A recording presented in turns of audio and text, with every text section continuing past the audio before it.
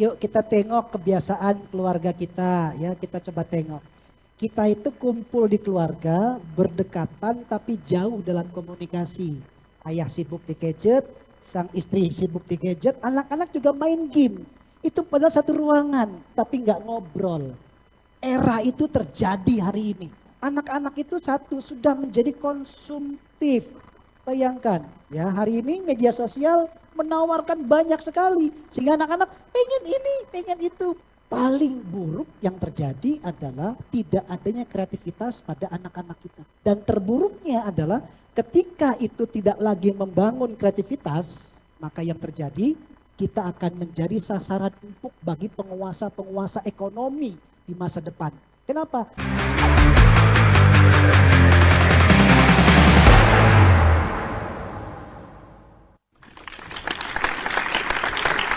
Assalamualaikum warahmatullahi wabarakatuh. Selamat malam, salam sejahtera untuk kita semua. Saya Taufik Rahman dan Anda menyaksikan Mireng Midang bareng Bang Hak menjadi lebih baik.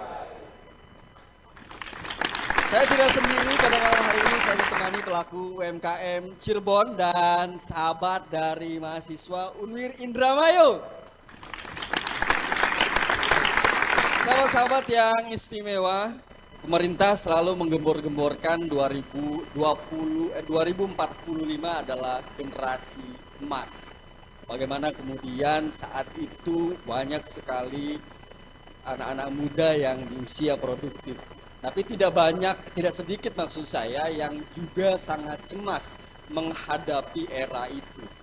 Nah, malam hari ini kita akan bahas satu tema, bagaimana kita menyiapkan jalan untuk generasi agar ke depan bisa survive dan berkembang. Kita langsung saja tanya dan undang ahlinya. Motivator sekaligus tuan rumah dari Midang bareng Bang Hak.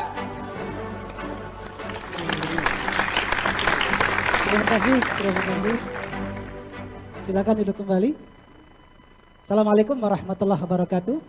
Pada malam hari ini ada dari Universitas Wiralodra Indramayu dan pelaku UMKM Cirebon. Yuk kita bahas hari ini bagaimana kita mempersiapkan generasi kita menjadi generasi yang betul-betul menjadi generasi yang ada di tahun emasnya. Karena disebut adalah tahun emas itu karena usia kemerdekaannya sudah 100 tahun. Dari 1945 menjadi 2045. Tapi yuk kita lihat sebetulnya yang akan menjadi kunci itu dari mana nih? Kalau Indonesia emas itu nanti ada di tahun berapa? 2045. Kalau sekarang ada di 2024 berarti butuh berapa tahun lagi? 21 tahun lagi ke depan. Oke. Kalau mereka nanti yang akan menguasai di Indonesia emas itu adalah usia 30 sampai 40 tahun. Oke. Maka kira-kira yang kita siapkan hari ini usia berapa tuh anak-anaknya? Usia 19 tahun. Ya kan? Kalau sampai 30 tahun berarti sampai usia 9 tahun. 9 sampai 19 tahun. Siapa ini mereka? Hari ini mereka yang SMA. Oke. Hari ini mereka yang SD, hari ini mereka yang masih TK, hingga sampai hari ini yang menjadi perguruan tinggi yang kuliah-kuliah. Itu sebagai kunci nanti yang akan menjadikan bagaimana memanfaatkan bonus demografi. Banyaknya anak-anak muda di tahun 2045 dan mereka cerdas, memiliki kreativitas yang tinggi. Sehingga bisa bersaing dengan negara-negara yang ada di bumi ini. Tapi kalau tanpa pengolahan yang baik, dari mulai tingkat TK, SD, SMP, SMA sampai kepada perguruan tinggi, maka tidak hanya menjadi generasi emas, tapi juga mungkin menjadi generasi cemas. Itu dia. Istimewa sekali Bang Hak. Ini ada pertanyaan Bang. Iya. Untuk menyiapkan generasi kan harus kita siapin jalannya agar mereka juga berjalan sampai ke tujuan itu juga dengan baik gitu Bang. Gimana cara menyiapkan jalan agar generasi di 2045 ini juga baik Bang Hak? Silakan dijawab. Iya. Jadi ketika kita harus menyiapkan generasi emas nanti, karena generasi emas nanti yang akan mengisi adalah mereka, dari mulai tingkat SMA, SD, SMP sampai TK itu, maka yang bertanggung jawab paling utama siapa kalau begitu? Orang tuanya. Maka pastikan ada komitmen terhadap bahwa anak-anak generasinya dididik dengan cara-cara yang baik. Komitmen ini yang menjadikan para orang tua tidak patah arang ketika membiayai anak-anaknya sekolah. Hari ini kalau teman-teman datang, saya kebetulan punya sekolah SMP dan itu digratiskan buat anak-anak siapapun, sekolah di tempat saya itu gratis. Tetapi saya masih banyak menemui yang permintaan orang tuanya ketika anaknya lulus dari tingkat SMP langsung dinikahkan. Sampai saya ngomong kepada orang tuanya, Pak ini baru SMP lulus. Ya mau kerja apa? Ya tunggu dulu saya bilang. Sehingga komitmen orang tua supaya nanti generasi emas itu betul-betul terwujud dibutuhkan dari orang tua. Mau membiayai, mau berkorban.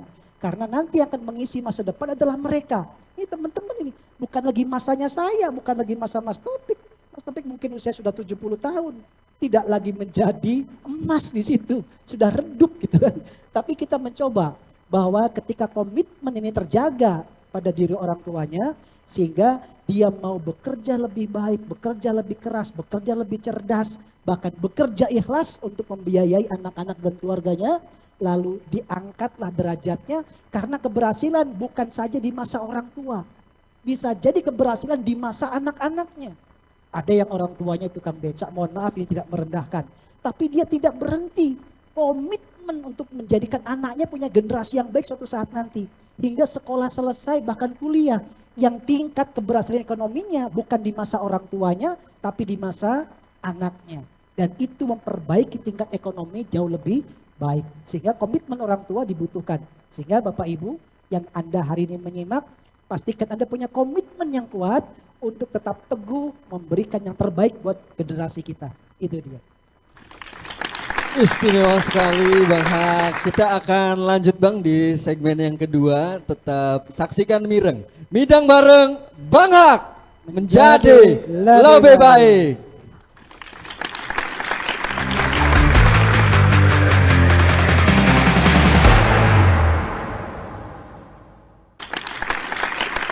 Pemirsa RCTV Langkah Padane, saya ucapkan terima kasih masih menyertai kami di Mireng Midang bareng Bang Hak menjadi lebih baik. Di sesi kali ini kita akan lebih membahas lebih jauh tentang bagaimana kita menyiapkan generasi dengan cara kita berikan kesempatan agar audiens yang ada di Midang bareng ini untuk bertanya. Dipersilahkan ada? Oke, silahkan Bapak. Assalamualaikum warahmatullahi wabarakatuh. Assalamualaikum warahmatullahi wabarakatuh. Perkenalkan Bang Hak, saya Iqbal dari Kota Cirebon. Begini Bang, saya mohon arahannya, bimbingannya kira-kira biar kita yang ada di sini semua ini bisa survive di tahun 2045 nanti tuh Bang. Terima kasih Bang. Gimana caranya Bang supaya bisa survive di 2045? Dipersilahkan Bang Hak. Baik, pastikan bahwa bisa jadi survive-nya kita bukan karena kekuatan individu, tapi tadi didukung oleh generasi kita yang sudah kuat. Maka pastikan generasi kita yang tumbuh.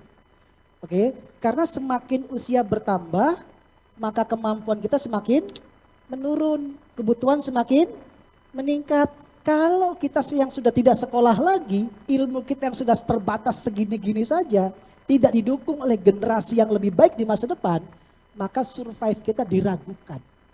Oke, jadi sebetulnya bisa jadi kita akan menerima hasil dari kerja keras kita hari ini. Kerja keras kita adalah komitmen untuk membiayai anak-anak kita dengan cara-cara yang baik. Dan pastikan anak-anak kita tuh begini, generasi nanti harus satu, kita ajarkan kepada mereka untuk kemampuan kreatif. Ini penting sekali. Maka lihat negara-negara maju, contohnya kita ambil Jepang. Di sana ada pelajaran yang sebetulnya hanya main-main, namanya origami. Tahu origami? Seni melipat kertas supaya menumbuhkan kreativitas. Bukan karena main-main saja, tapi bagaimana mencetak daya kreatif imajinasi di dalam diri seorang anak. Sehingga kreativitas dimunculkan sejak anak-anak. gitu. Dari benda yang segitu kertas selembar kamu jadikan sesuatu. Itu menunjukkan bahwa dia harus punya karya cipta, desain yang luar biasa. Itu bukan hal yang sepele untuk usia anak-anak. Jadi pastikan kita ajarkan tingkat kreativitas kepada anak-anak. Yang kedua, ajarkan kepada generasi kita supaya kritis. Nah, banyak orang tua yang kalau ngomong sama anak-anak, kamu tahu apa? Kamu tahu apa? Sehingga anak-anak ketika mengkritisi orang tuanya nggak berani lagi. Ada sesuatu yang salah, nggak berani dia kritisi. Sehingga dia tidak lagi mau mengungkap kebenaran-kebenaran. Tapi ketika kita mengajarkan sifat kritis kepada anak-anak kita, orang tua jadi welcome. Gitu. Kalau saya salah, saya berhak untuk dikritisi. Sehingga bagi mereka generasi yang pandai untuk mengkritisi, dia akan mencari jalan yang terbaik. Tidak hanya ikut-ikutan saja. Yang ketiga, pastikan ajarkan kepada mereka cara komunikasi. Komunikasi ini penting karena kalau ilmu banyak tapi tidak bisa berkomunikasi, maka ilmunya tidak manfaat. Ya, karena kemampuan berkomunikasi itu adalah kemampuan bagaimana menyampaikan ide dan gagasan yang ada dalam pikiran kita. Sepandai-pandainya kita, kalau kita tidak bisa mengeluarkan ide dan gagasannya, maka hanya Anda yang tahu dan gak bisa dipraktikkan gitu. Maka ajarkan komunikasi. Yang keempat, pastikan bisa berkolaborasi, karena kolaborasi ini menjadikan bahwa dirinya berhasil tidak bisa sendirian, butuh kerjasama dengan yang lain. Dan kolaborasi ini menunjukkan bahwa setiap orang ada kelemahan dan kekurangan, tapi saling bisa melengkapi. Kolaborasi intinya itu.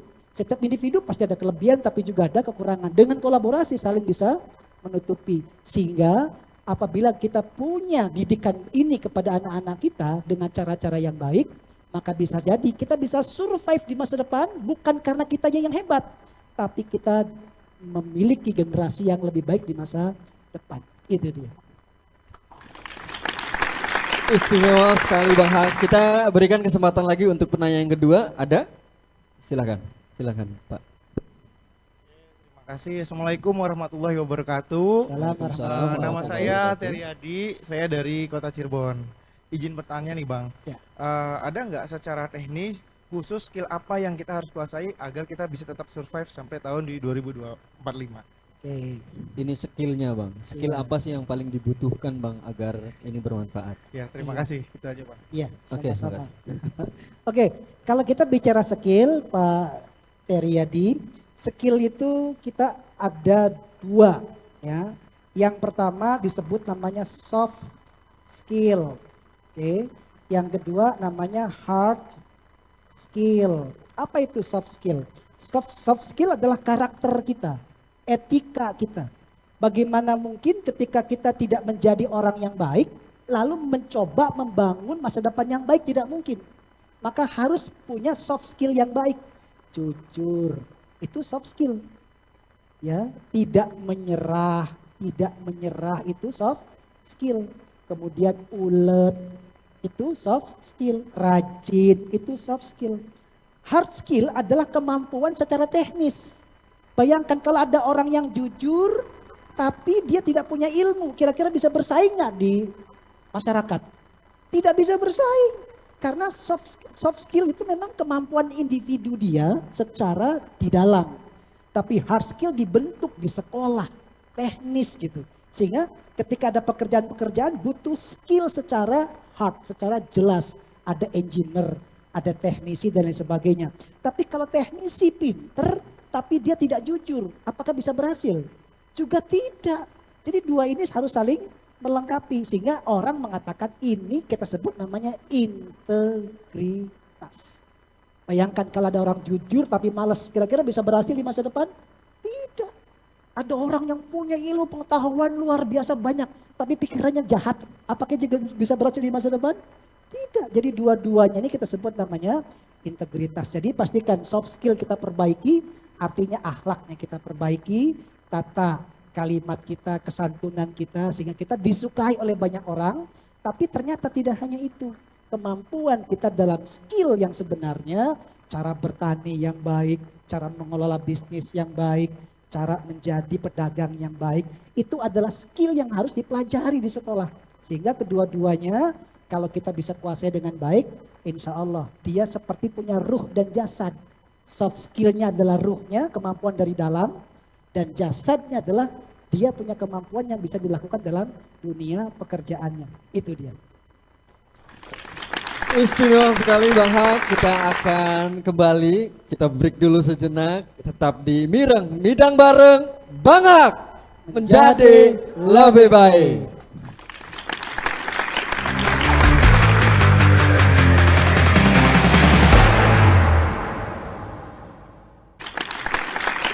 Apresiasi setinggi-tingginya kami berikan kepada pemirsa RCTV Langkah Padana yang ada di rumah dan pemirsa yang ada di studio masih tetap membersamai kami di Mireng Midang bareng Bang Hak menjadi lebih baik. Di segmen kali ini kita tetap masih memberikan kesempatan kepada tamu Midang bareng Bang Hak. Kepada penanya ada, dipersilahkan. Oke, silahkan Pak. Bismillahirrahmanirrahim. Assalamualaikum warahmatullahi wabarakatuh. Salam warahmatullahi wabarakatuh. Izin bertanya Bang Hak, nama saya Yusef, saya pelaku UMKM. Bang, ancaman apa sih Bang yang akan mungkin terjadi di depannya dan bagaimana cara mengatasinya? Ya paling tidak skop terkecil lah di keluarga. Itu aja pertanyaan saya, terima kasih. Assalamualaikum warahmatullahi wabarakatuh. Waalaikumsalam warahmatullahi wabarakatuh. Ancaman yang mungkin muncul Bang dalam menghadapi era 2045 ini Bang. Minimal menjaga, memberikan jalan di keluarga yang paling kecil. Iya. Silahkan dijawab Bang Hak. Baik, yuk kita tengok kebiasaan keluarga kita ya, kita coba tengok. Kita itu kumpul di keluarga, berdekatan tapi jauh dalam komunikasi. Ayah sibuk di gadget, sang istri sibuk di gadget, anak-anak juga main game. Itu padahal satu ruangan, tapi nggak ngobrol. Era itu terjadi hari ini. Dekat, tapi tidak komunikatif. Apa yang terjadi kalau demikian? Tidak terbangun entitas komunikasi yang baik. Kalau demikian, maka anak-anak itu satu sudah menjadi konsumtif. Bayangkan, ya hari ini media sosial menawarkan banyak sekali. Sehingga anak-anak pengen ini, pengen itu, pengen ini, pengen itu. Lalu kalau sudah konsumtif, apakah muncul jadi kreatif? No, dia hanya pengen segala sesuatu hari ini gampang. Tinggal beli, tinggal beli, tinggal beli, minta sama orang tuanya. Dan orang tuanya kebetulan mampu misalnya. Makanya tinggal penuhi saja. Paling buruk yang terjadi adalah tidak adanya kreativitas pada anak-anak kita. Karena semuanya hari ini dikondisikan bahwa semua serba mudah. Semua serba gampang, semua serba gadget. Teknologi hari ini menguasai sangat luar biasa. Dan terburuknya adalah ketika itu tidak lagi membangun kreativitas, maka yang terjadi kita akan menjadi sasaran empuk bagi penguasa-penguasa ekonomi di masa depan. Kenapa? Karena Indonesia menjadi pasar yang luar biasa potensi. Bayangkan, kira-kira perusahaan-perusahaan gadget, perusahaan handphone semakin tertarik dengan pasar Indonesia. Tertarik, anak-anak kecil sudah pegang handphone hari ini. Bayangkan, pasarnya semakin tumbuh subur, tingkat kelahiran makin besar. Potensi itu akan menjadi rebutan oleh raksasa-raksasa ekonomi di dunia. Oke, jadi kita akan menjadi negara konsumsi, tidak akan berubah menjadi negara produksi. Itu yang terburuk. Ditambah lagi kemudian, bahwa semua hari ini bisa dilakukan dengan sangat cepat sehingga kita selalu inginnya instan. Tidak mau upaya. Gampang sekali patah arang. Anak-anak kecil itu kalau sudah diajarkan sesuatu, susah, nggak bisa. Karena mereka tidak terbiasa untuk bertumbuh. Orang-orang tua kita dahulu belajar dari perjuangan. Bahwa perjuangan itu sulit dan ditempuh dengan luar biasa susahnya. Hari ini semuanya dianggap tidak terjadi lagi. Ingin sesuatu tinggal tunjuk, tinggal pencet. Lalu yang ada adalah semuanya harus dengan cara yang cepat. Nah, kemungkinan terburuknya juga mereka tidak akan mau memproses segala sesuatu dengan sabar. Pengennya dengan cepat dan instan. Sehingga rentan kekuatan juangnya sangat rendah. Dan kalau generasi kita rentan kekuatan juangnya, maka nanti tidak akan terbangun mental-mental pejuang di masa depan. Itu kemungkinan terburuk. Maka pastikan orang tua membangun keluarganya dengan cara yang baik, terjadi komunikasi yang baik, Jangan sampai dekat tetapi tidak terjadi komunikasi. Itu dia. Istimewa sekali Bang Hak. Bang, ini kita sudah sampai ke kesimpulan nih Bang. Ya. Closing statement, dipersilahkan Bang Hak. Baik, pelaku-pelaku usaha, Mas Taufik, hari ini dia akan mencari pangsa pasar yang tumbuh berkembang dengan pesat. Siapa pangsa pasar yang tumbuh berkembang dengan pesat? Anak-anak dan remaja. Orang tua sudah tidak lagi tertarik mungkin, tapi anak-anak dan remaja itu pangsa pasar yang luar biasa. Sehingga anak-anak yang nanti akan menjadi generasi emas tahun 2045 yang hari ini akan menjadi bidikan pasar dunia. Anak-anak SMP, SMA, SD, TK seandainya tidak dalam pengawasan yang baik, sehingga kalimatnya itu kaulan sadida, kalimat yang tegas, kalimat yang kuat, atau istilahnya itu kita bisa berhak memberikan ancaman kepada anak-anak kita. Misalnya kalau menggunakan gadget paling tidak sehari cukup dari jam sekian sampai jam sekian, dilarang selain jam itu misalnya. Itu harus ada ketegasan, ada keberanian untuk itu.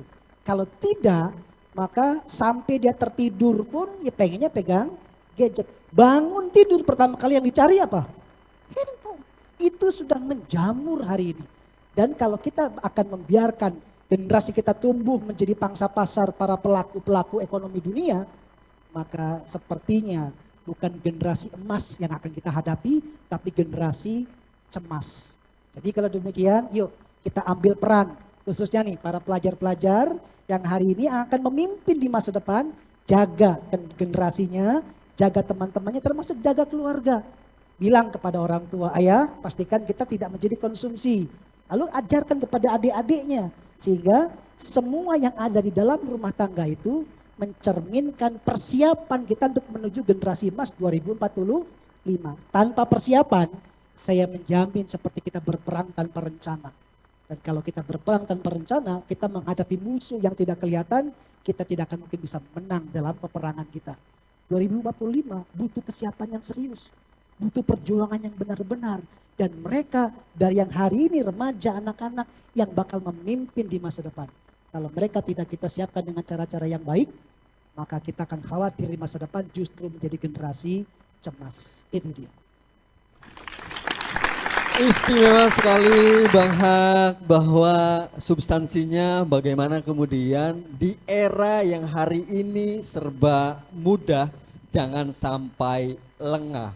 Minimal bagaimana kita menjahit dan mengontrol keluarga kita agar banyak tumbuh dari keluarga-keluarga di Indonesia, keluarga-keluarga yang hebat dan bisa survive di 2045. Terima kasih sekali Bang Hak sudah memberikan edukasi dan pelajaran untuk kita semua. Terima kasih untuk sahabat-sahabat pelaku UMKM dan mahasiswa dari Unir Indramayu. Dan kami mohon untuk saksikan terus Midang Bareng Bang Hak setiap hari Minggu jam 19.30. Dan follow akun media sosial kami untuk terus mengikuti kami. Terus saksikan Midang Bareng Bang Hak menjadi lebih baik. Saya dari Universitas Wiralodra Indramayu mengucapkan terima kasih kepada acara Mirang ini karena telah mengundang kami, dan terima kasih juga kami mendapatkan banyak inspirasi dari acara ini. Terima kasih.